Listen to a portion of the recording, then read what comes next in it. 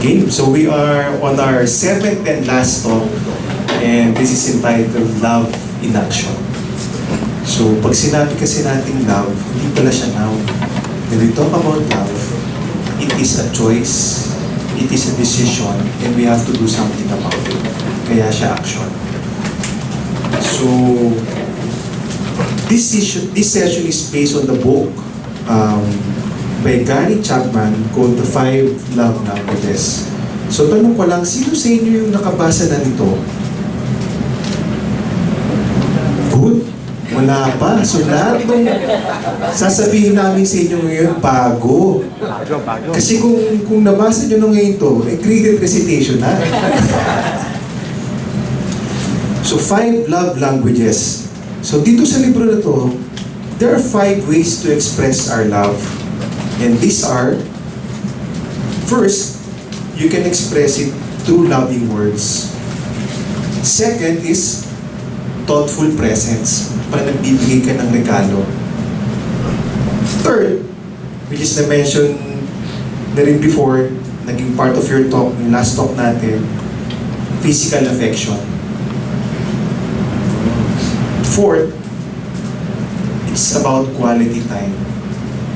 Are you spending quality? Sa akin, ang definition kasi sa akin ng quality time, quantity should come first before quality. So dapat nandun muna yung time, regularity, that kayong mag-asawa ay nag-uusap on a weekly basis, schedule siya, you don't leave it to chance, and doon papasok yung quality. And last, and fifth is kind actions or service. Paano mo pinagsisilbihan yung mga mahal mo sa buhay? So, yan yung i-discuss natin for this afternoon. So, these expressions are like languages that communicate love. For each one of us, these love languages will communicate love more effectively than the others. So, mapapansin nyo, pag ginagawa ko pala itong isang love language na to sa spouse ko, sa wife ko, sa husband ko, parang mas natutuwa siya o mas nagiging masaya siya. Mas may effect na, wala ata yung effect yung pag magbibigay ako ng tubig compared to sa may bibigay ako sa kanyang regalo na sorpresa. So yun yung pag-uusapan natin today. Another question, sino na nakapunta sa inyo sa France? Cafe France. Cafe France. Yeah. Second question, sino sa inyo ang gustong pumunta? At least ambition ninyo makapunta dito?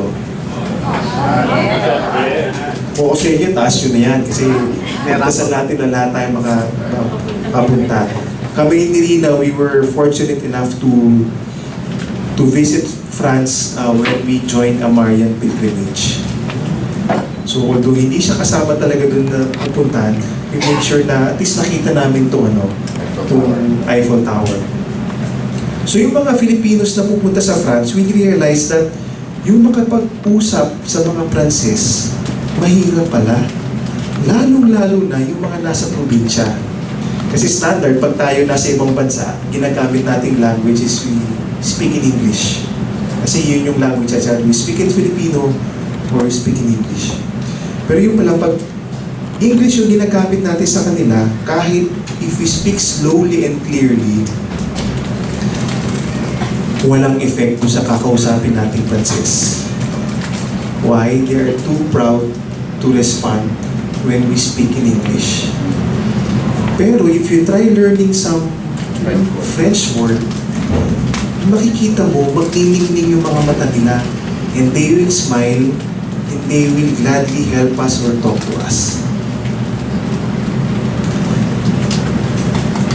So this preferred or native love language of ours are often different from our partners. So doon nyo marirealize na yung love language ko is very different kay Rina.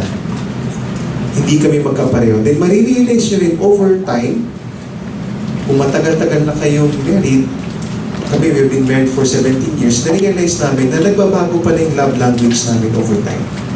Hindi pala siya static.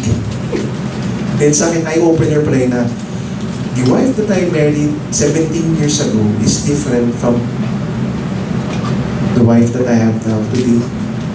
Kaya pala dapat lagi ko pala akong na ano ba yung nagbabago ngayon sa kanya? Ano yung dapat kong gawin dahil ito yung mga nagbago. So it is ideal and common to try to communicate love in the way we understand it and want to receive it. So finding and learning which expression of love are most important to your partner is one of the keys to a successful marriage. So kung gusto nyo maging masaya at tumagal yung inyong pagsasama, kailangan nating aralin pala ito. Hindi lang ngayon, palagi. Kasi ito yung magiging susi para maging maligaya ang ating yung pagsasama nyo ng mag-asawa. So practice using them to express and communicate your love to your partner. So hindi lang to parang theory na alam mo dapat pag natutunan mo na to, i-apply na kagad natin. Kasi yung effect kagad nito, very immediate. Makikita nyo na mas, lagi nang palangiti si Lina.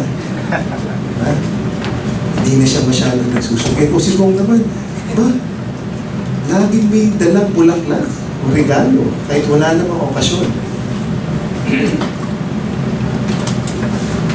So ready na ba kayo to know about the 5 love languages? Are you ready? Yeah. Okay, let's start. So let me unbox the 5 love languages and let me start with loving words. So words have great power either to build up or to hurt or undermine your partner. Kaya dapat maingat tayo kung ano yung sasabihin natin sa ating mahal sa buhay, ito sa asawa mo, or sa anak mo, or minsan sa mga kaopisina mo. Kasi may epekto po yan. It can either build up the relationship or it can ruin the relationship. So dapat maingat po. Hindi lang doon sa sasabihin natin, importante, paano din natin siya sasabihin. So, message plus delivery equals loving words. Agree? So, ito yung mga example. Words of appreciation. Kapag may ginawa si yung misis mo, ano yung mga sasabihin mo? At paano mo sasabihin? Nagtimpla ko ng kape. Early in the morning, bumaba na siya. Ay, honey, naku, maraming salamat doon sa pagtimpla mo ng kape. Masarap siya. Sobrang pait. May hilig po kasi ako sa mapait eh. So, di ba? So, alam niyo yun na yung kape, yung gusto kong kape is dapat strong, bitter. Kasi it keeps me, it starts my day right. So, thank you. Just a simple thank you. Diba? Hindi yung may ginawa na sa'yo, sige, okay. You take things for granted. Kasi lagi nang ginagawa. And yung pala, ginagawa niyo yun dahil mahal na mahal ka ng asawa mo. So second, example is words of encouragement. Diba, merong ginagawang project yung asawa mo and gusto mo bigyan siya ng confidence. Honey, konti na lang. Makukuha mo na yung target mo. Diba? Gusto mo, I'll pray for you every day na sana yung target mo for the month, hindi lang ma-achieve, ma-exceed pa.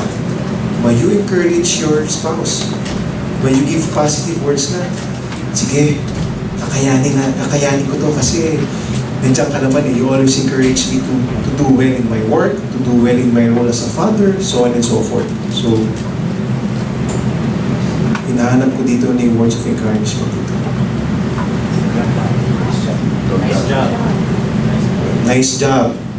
Well done. Konti na lang. Words of kindness. May naisip na ba kayo ng words of kindness? Ito yung mga favorite ko eh. Mga words of kindness. Lina, you look so beautiful this morning. But dapat first thing na sasabihin mo sa kanya ay gano'n. look so beautiful. Kasi sino pa magsasabi sa kanya? Dapat ikaw. Matakot ka kung ibang tao magsasabi nun. Diba? First thing in the morning, yun ang dapat sabi mo, honey, you look great. So, words of kindness. Fourth is making requests, not demand. So, dapat ilagay natin, di ba? Please, call me up. Want to hear from you. So, dagdagan lang natin yung please. Diba? Then rather than making demands, di ba? I need you to help me. I need your support. Can you listen to my, di ba, my concerns? It's more of a request, a plea. So for some, hearing words of affirmation feels like arriving at an oasis in a desert. Or to put it in our context, bilad ka sa araw, lakad ka ng malayo, init-init, pawis ka, tapos biglang pinakita kang sagot gulaman. It will lower your temperature, maalis yung mukha mo. Ganun ang pakiramdam if you start hearing those words of affirmation. So let me share with you paano pa namin ginagawa ni Rina itong loving words. So kami ni Rina have a very busy schedules during weekdays due to demands at work and business. But ako yung nag-i-initiate kasi alam ko mas busy siya sa akin na at any point in time, papadala ko sa kanyang text. Kaya ganun text. Uy, by the way, your dress looks great on you. Ganda, bagay sa'yo. I love that red dress. So that's it. That's my word of affirmation. And then also make it a point na although di pa ako consistent dito na everyday dapat nasasabi ko sa kanya yung I love you. Either in front of her or via text or via messenger. FB messenger. There's so many ways to convey those words, powerful words. Or minsan, kasi si Rina po yung taga-arrange pag bumabiyahe kami. So itinerary, ginagawa niya. Ayan, so nakita ko yung effort na ang gagawin ko na lang, magdadrive ako, tapos hotel, okay na, pupuntahan namin. So, nakita ko yung effort na ginawa niya, nagpuyat siya.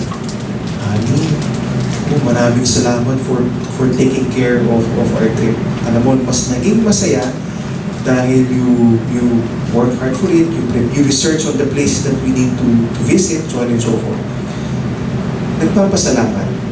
Diba? Nagpapasalamat, nagmamahal, umupuri dun sa esposo mo. Masimple lang. Kaya ba natin gawin to? Can we do it, diba, starting today na we're going to be very mindful to say, diba, loving words to our spouse and also to our children. Okay? So next, so it will be Rina's turn. Thoughtful presence. Yeah, thoughtful presence. So yung nilagay ni Bong dyan na picture is actually a bouquet of flowers that he sent last Valentine's. Siya, basta walang mintis na pag-birthday, pag-Valentine's. So he makes it a point to send me flowers. Meron na rin talaga siyang suki na office mate ko rin naman. So ever since binata siya, doon na siya umu-order. So tawag niya lang, order na siya. So yun, may suki na siya. So through the years, yan. So he never misses. Kasi parang he knows na yung receiving flowers is really one thing that I really like. So, yun. The second love language that we'll discuss is on thoughtful presents or receiving gifts. So, for some people, what makes them feel most love is for them to receive a gift. So, bakit? Because, diba, when you receive a gift, it is a very tangible expression of love. Diba, kitang-kita mo, diba, pag may na-receive kang card, or may na-receive kang regalo, or na-receive kang surprise, diba, alam mo, yung taong nagbigay nun sa'yo, diba, is very thoughtful, naalala ko on your special day, or on your occasion, or during Christmas, and I also remember na, di ba, simula bata tayo, di ba, we always look forward to our birthday, to Christmas, di ba, knowing na, ay, makaka-receive akong gift. And it's really not only the gift, but the element of surprise dun sa gift na yun. Ano kaya yung bibigay ni mommy, ni daddy? Ano kaya yung nandun sa loob ng box? So it's really, di ba, appreciating the thoughtfulness of the person who's giving the gift and, di ba, the surprise that goes with it. So as we can see, giving gifts is the easiest language of love to learn. So mula pagkabata, di ba, familiar na tayo dun sa love language na yan. And some things that we need to keep in mind when giving gifts. So one, we don't have to wait for special occasions. So although, di ba, there are birthdays, there are anniversaries, Christmas. So anytime is a good time to give a present to someone you love. So hindi naman kailangan, di ba, bibilin siya or halimbawa, on your way home from the office or galing kang sa mall, may nadaanan ka na, ay, palagay ko ito magugustuhan ng husband ko or ito magugustuhan ng wife ko. Then, without really, di ba, having an occasion, rather than, ay, bigay ko sa birthday niya, then, di ba, surprise ko kaya siya nito. So, pwedeng, it could be just a simple cupcake or pwede yung tinapay na paborito niya galing sa bakery. So, it's really just the thoughtfulness na, ay, naalala mo yung wife mo or yung husband mo, kaya mo ibibigay yung gift na yun. Then second, gifts can be inexpensive, but they can have high value as far as the person who is going to receive it. So, di ba sinasabi nga natin, it's the thought that counts. So, totoo yun, hindi dahil nagtitipid tayo or ano, but it's really the person's thoughtfulness na na-appreciate natin more than the actual gift itself.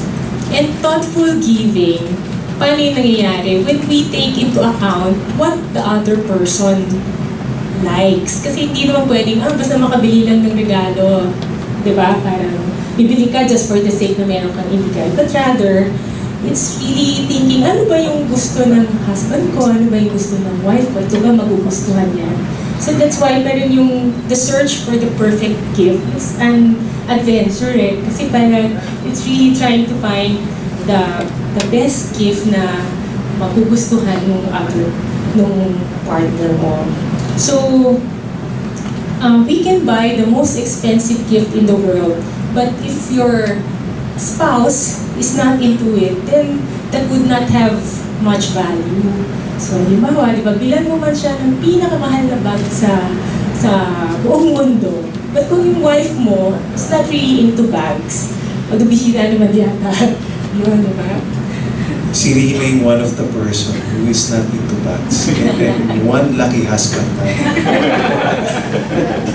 So, yun. So, di ba? So, ang key doon is really to find out kung ano ba talaga yung interest niya, kung ano talaga yung gusto niya. Then third, oftentimes, the language of love, this language of love, giving gifts, relates to our attitude towards money. Somehow related yon. So sinasabi nila, yung attitude natin towards money can be three things. You can either be a spender, a saver, or an investor. So, ano ba yung spender, saver, and investor? So, para concrete na lang, example, Valentine's Day, di ba? So, kung ikaw ay spender, so ito yung mga taong galante, di ba? Money for you is meant to be spent for your loved ones. So, regardless of the cost, dahil mahal ko siya, di ba, bibilin ko to, ibibigay ko to. So, on Valentine's Day, dahil, di ba, mahal-mahal ng bulaklak on Valentine's Day, pero dahil mahal ko siya, total once a year lang naman ito, bibili pa rin ako at ibibigay ko yung bulaklak sa kanya. So, yun yung kung ikaw ay spender. Now, if you are a saver, meaning yung money for you should be spent as little as possible now so you can have money for the future, savings for the future.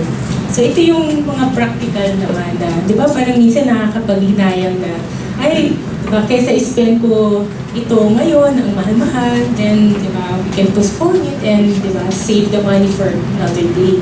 So, on Valentine's Day, kung ikaw ay practical, pwedeng ang choice mo 1 week before Valentine's, padalan mo na siya. Dahil mas mura pa nun, di ba?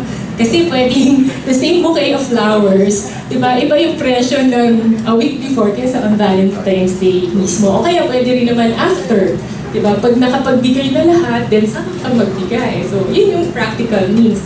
O kaya naman, pwedeng, di ba, napadaan ka sa isang field of flowers, mga wild na sunflowers. So, di ba, you pick the sunflowers at binigay mo sa wife mo. So, yun naman yung, kung ikaw yung saver type. Na for you, di ba, there are other things na pwedeng pagkagastahan pa ng pera and you really would like to express your love in a practical way. Ngayon, kung ikaw ay investor, ano nga ba pag-investor? So for you, money should be spent for things which will give future returns. Kaya negosyante, di ba, namumuhunan ka na pag ginasta ko ito para sa bagay na to, dapat, di ba, may balik siya. So inisip ko, anong relasyon niya sa Valentine's Day? Actually, nahirapan niya ako isipin.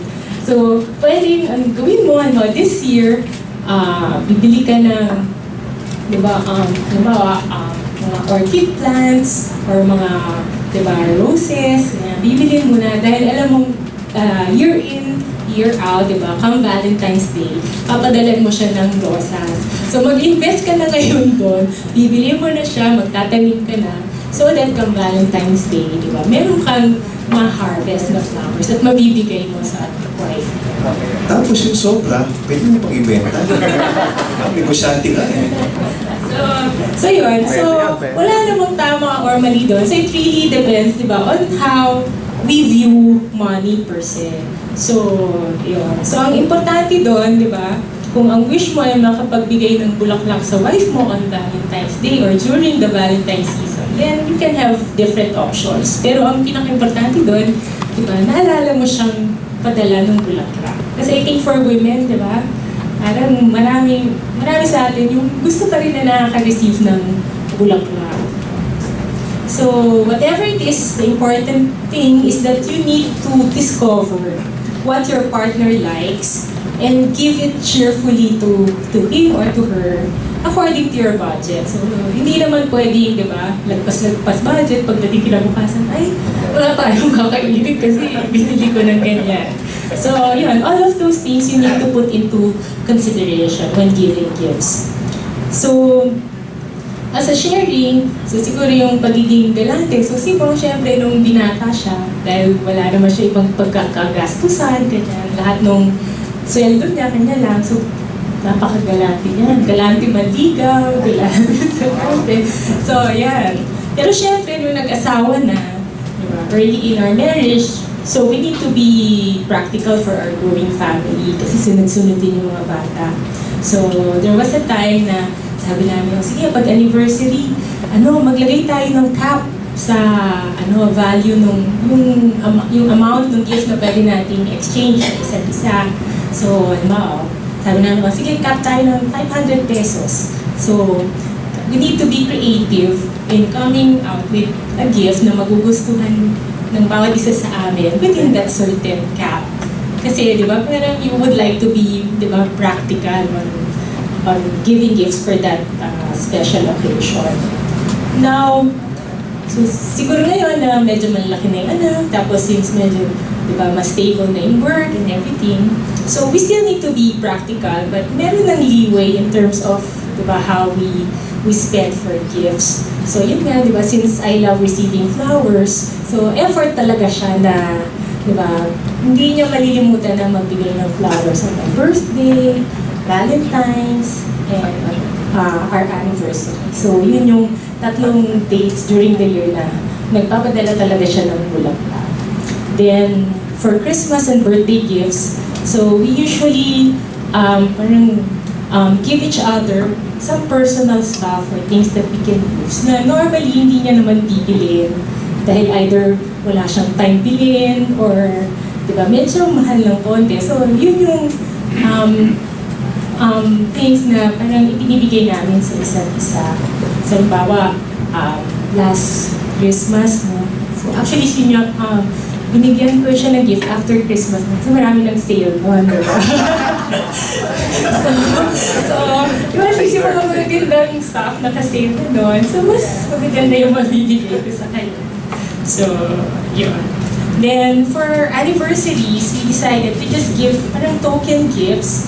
Kasi parang what we wanted to give each other is to take a trip as a couple by ourselves without the kids. So, ever since we celebrated our first anniversary, we've been doing that na either overnight lang or during the weekend na kami lang talagang dalawa. Kasi especially when you have kids, di ba?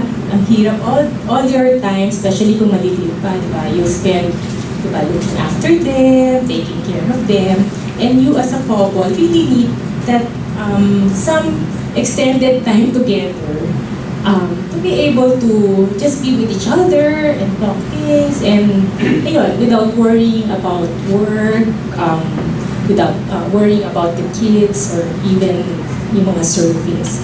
So, yun. So instead of buying gifts for each other, so token lang, but we save up for parang yung couple trip na yun for our anniversary. So, yun. So that's about thoughtful presents.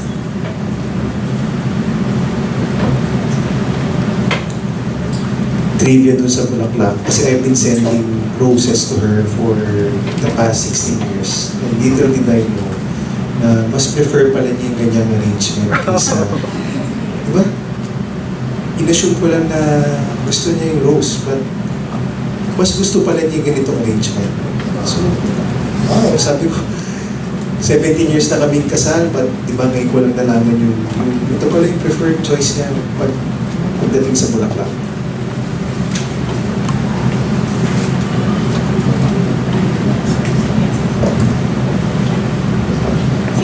Before we go pala to the next, we'll just have a short exercise. So since we were talking about gifts, so 5 minutes lang. Can you just share with each other yung mga gifts or presents that you really like na nakuha, na-receive nyo from your husband or from your wife through the years, diba? May favorite ba kayo na na-receive among all those presents? Or hindi nyo na matandaan kung ano nga bang binigay niya yung birthday ko, anniversary. So, yun. So you just share 5 minutes.